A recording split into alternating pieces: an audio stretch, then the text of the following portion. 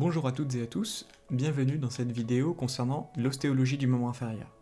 Aujourd'hui, je vais vous parler du fémur. Le fémur est l'os de la cuisse. C'est un os long qui s'articule avec l'os coxal en haut et avec le tibia et la patella en bas. Il présente une diaphyse et deux épiphyses. Son grand axe est oblique en bas et en dedans. Donc nous allons parler dans un premier temps de la diaphyse. Alors la diaphyse est triangulaire à la coupe, elle va être concave en arrière et présente 3 bords ainsi que 3 faces. On va avoir le bord latéral, le bord médial ainsi que le bord postérieur, qu'on appellera également la ligne âpre. Concernant les faces, nous allons avoir la face antérieure, la face postérolatérale et la face postéromédiale. La face antérieure, donc celle-ci donne insertion aux muscles vaste intermédiaire ainsi qu'aux muscles articulaires du genou. Les faces postéromédiales et postérolatérales sont lisses. Sur la face postérolatérale, on va retrouver l'insertion du muscle vaste intermédiaire. Les bords latéral et médial sont peu marqués, ils donnent insertion au muscle vaste intermédiaire. Ensuite, le bord postérieur, donc la ligne âpre. Donc c'est un bord qui va être saillant et rugueux. Dans sa partie moyenne, il présente le foramen nourricier ainsi que 2 crêtes. Sur la crête médiale et son versant médial, s'insère le muscle vaste médial. Et sur la crête latérale s'insère le chef court du biceps, et sur son versant latéral s'attache le muscle vaste latéral. Dans l'interstice des 2 crêtes, s'insèrent les muscles long adducteur médialement et grand adducteur latéralement. La partie supérieure comprend 3 crêtes divergentes. La ligne spirale est le prolongement de la crête médiale. Elle contourne le col chirurgical pour se terminer sous la ligne intertrochantérique. S'y insère le muscle vaste médial.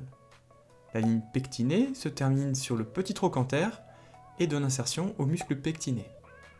La tubérosité glutéale prolonge la crête externe et se termine sur le grand trochanter. S'y insère le muscle grand fessier. Entre la ligne pectinée et la tubérosité glutéale s'insèrent les muscles grand et court adducteurs.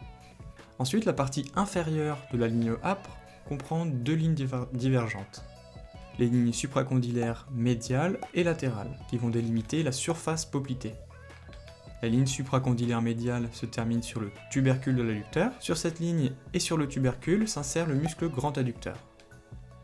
La ligne supracondylaire latérale se termine sur l'épicondyle externe, cette fois-ci. Près de l'extrémité de cette ligne s'insère le muscle plantaire.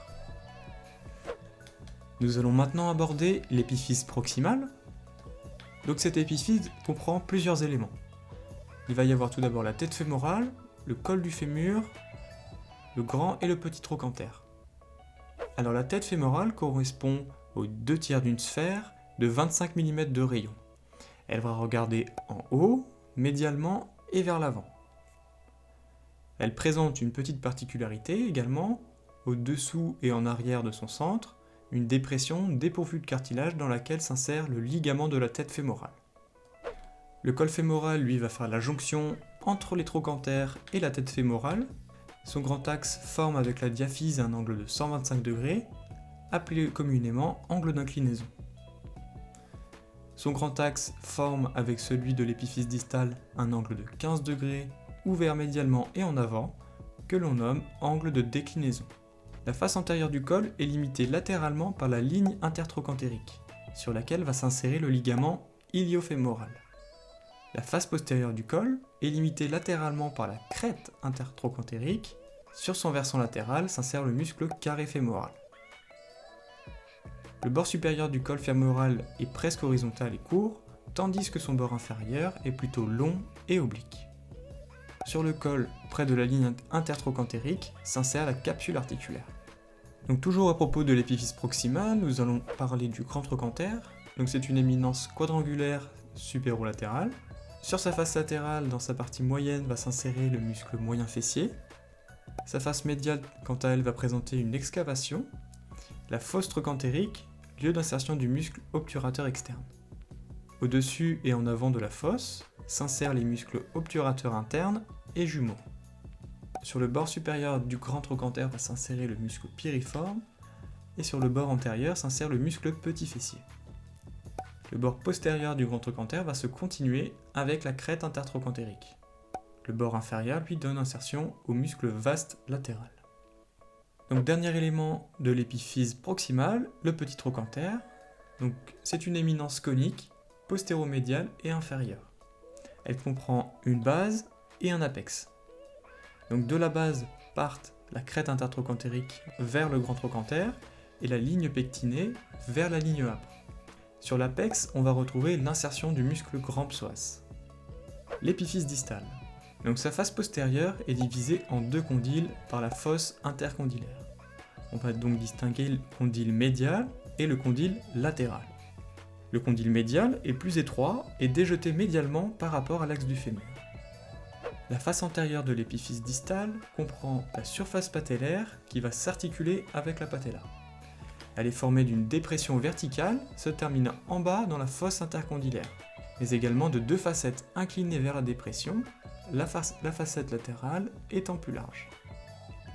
À distance de la surface patellaire s'insère la capsule articulaire. Les faces inférieures et postérieures comportent la fosse intercondylaire et les surfaces articulaires des condyles fémoraux qui vont s'articuler avec le tibia. Les surfaces articulaires des condyles sont en continuité avec la surface patellaire. Les surfaces condylaires et patellaires décrivent une spirale dont le rayon de courbure décroît d'avant en arrière de 50 mm à 17 mm. La capsule s'insère près des surfaces articulaires. La fosse intercondylaire est profonde, elle va être limitée en haut par la ligne intercondylaire.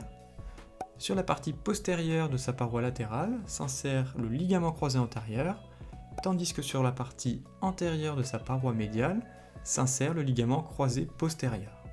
Les tubercules supracondylaires médial et latéral, situés au-dessus des surfaces articulaires des condyles, donnent insertion respectivement au chef médial et au chef latéral du muscle gastrocnémien.